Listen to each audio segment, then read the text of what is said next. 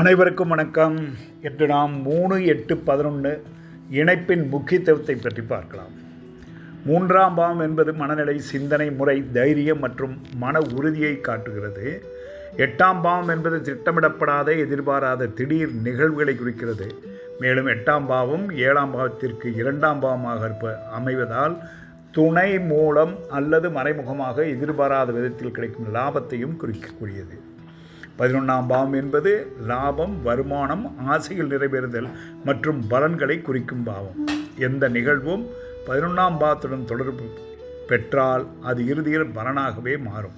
இந்த 3 பாவங்களையும் இணைத்து பார்க்கும்போது 3ஆம் பாவம் மன உந்துதலையும் மன உறுதியையும் அளிக்கிறது. 8ஆம் பாவம் திடீர் மற்றும் எதிர்பாராத நிகழ்வுகளை உருவாக்குகிறது. 11ஆம் பாவம் இந்த நிகழ்வை லாபமாக மாற்றுகிறது. எனவே 3-8-11 இணைப்பு என்பது மன செயல்பாடு அல்லது அதிர்ஷ்டம் மூலம் ஏற்படும் எதிர்பாராத லாபங்களை குறிக்கிறது. இதனால் தான் இந்த இணைப்பை பாரம்பரியமாக நாட்டு யோகம் என்று அழைத்தனர். இந்த இணைப்பு எப்போது பலன் தரும்? ஒரு ஜாதகத்தில் 3-8-11 பாவங்கள் இருப்பது மட்டுமே போதுமானதல்ல. தசாம் மட்டும் அல்லது புக்தி மட்டும் இந்த பாவங்களை குறித்தால் பலன் வெளிப்படாமல் போகலாம். தசா புக்தி இரண்டும் இணைந்து அதனுடைய வெளிப்பாடாக 3-8-11 வரும்பொழுது மட்டுமே இந்த எதிர்பாராத நிகழ்வு ஏற்படும். இவை பெரும்பாலான ஜாதகங்களில் இருப்பதில்லை.